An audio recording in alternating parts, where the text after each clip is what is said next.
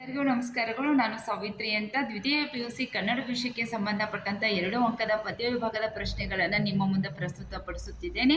ಇದು ವಿದ್ಯಾರ್ಥಿಗಳ ಇಚ್ಛೆಯ ಮೇರೆಗೆ ಅಂತಂದ ಇಲ್ಲಿ ಸಿಲುಬೆ ಏರಿದ್ದಾನೆ ಎನ್ನುವ ಪದ್ಯಕ್ಕೆ ಸಂಬಂಧಪಟ್ಟಂತಹ 2 ಅಂಕದ ಪ್ರಶ್ನೆಗಳು ಈ ರೀತಿಯಾಗಿದ್ದಾವೆ. KS ನಿಸಾರ್ ಅಹಮದ್ ಅವರು ಬರೆದಂತಹ ಈ ಒಂದು ಪದ್ಯ ಕ್ರಿಸ್ಮಸ್ ಮನೆಗೆ ಇದನ್ನು ಹೊತ್ತು ತಂದಿದೆ ಅಂತ. ನೋಡಿ ಮಕ್ಕಳ, ಕ್ರಿಸ್ಮಸ್ ಮನೆಗೆ ಕೇಕು, ಚಳಿ, ನಕ್ಷತ್ರ ದೀಪಗಳನ್ನು ಮತ್ತು ಪ್ಲಾಸ್ಟಿಕ್ನ ಕ್ರಿಸ್ಮಸ್ ಗಿಡ ಇವುಗಳನ್ನು ಹೊತ್ತು ತಂದಿದೆ ಅಂತ ಹೇಳಿ ಬರೀರಿ ಮಕ್ಕಳ. ಸಿಲುಬೆ ಎರಡನೇ ಪ್ರಶ್ನೆ, ಸಿಲುಬೆಗೇರಿದ ಯೇಸುವಿನ ದೇಹ ಯಾರಿಗೆ ಏನನ್ನು ನುಡಿಯುವಂತಿದೆ ಅಂತ.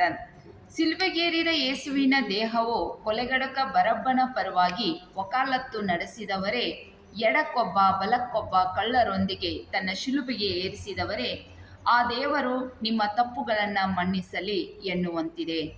Very important. ಆ ದೇವರು ನಿಮ್ಮ ತಪ್ಪುಗಳನ್ನು ಮನ್ನಿಸಲಿ ಎನ್ನುವಂತೆ ಆತನ ಮುಖ ಇಲ್ಲಿ ಕಂಡು ಬರ್ತಾ ಇದೆ ಅಂತ. ಇದಷ್ಟೇ ಅಲ್ಲದೆ ನಲ್ವಾತನೇ ಒಳ್ಳೆಯ ಮಾತುಗಳನ್ನೇ ನುಡಿದಂತೆ ಕಾಣ್ತಾ ಇದೆ ಅಂತ.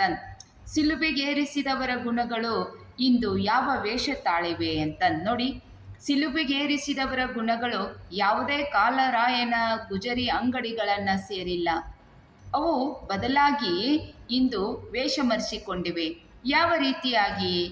ರೈಫಲ್ಗಳಾಗಿ, ಬಾಂಬ್ಗಳಾಗಿ, ಗ್ರ್ಯಾನೇಟ್ಗಳಾಗಿ, ಟ್ಯಾಂಕುಗಳಾಗಿ, ಮತ್ತು ಇಂಥದೇ ನಿಮ್ಮ ಬಲಿಷ್ಠವಾದಂತಹ ಕೈಗಳನ್ನೇ ಅವು ಸೇರಿಕೊಂಡಿವೆ ಅಂತೇಳಿ.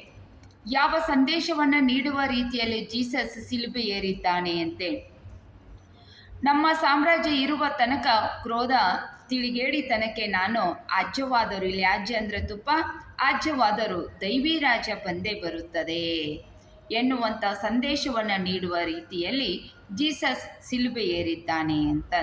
ನೋಡಿ ಮಕ್ಕಳ, ಇವತ್ತು ನಮ್ಮ ರಾಜ್ಯ, ನಿಮ್ಮ ರಾಜ್ಯ ಮುಂದಿಂದು ಏನಪ್ಪ ಅಂತಂದರೆ ನಮ್ಮ ರಾಜ್ಯ ಒಂದು ದೈವಿ ರಾಜ್ಯ ಬಂದೇ ಬರುತ್ತದೆ ಎನ್ನುವ ಒಂದು ಆಶಾ ಕಲ್ಪನೆಯಲ್ಲಿ ಆ ಜೀಸಸ್ ಸಿಲುಬೆ ಏರಿದ್ದಾನೆ ಅಂತ ಹೇಳಿ ಬರೀರಿ ಮಕ್ಕಳ. ಮುಂದಿನ ಅವಧಿಯಲ್ಲಿ ನೆಕ್ಸ್ಟ್ ಪಾಠದ ಪ್ರಶ್ನೆ ಉತ್ತರವನ್ನು ಹಾಕುತ್ತೇನೆ ಅಂತ. ನಮಸ್ಕಾರ, ಎಲ್ಲರಿಗೂ ಒಳ್ಳೆಯದಾಗಲಿ.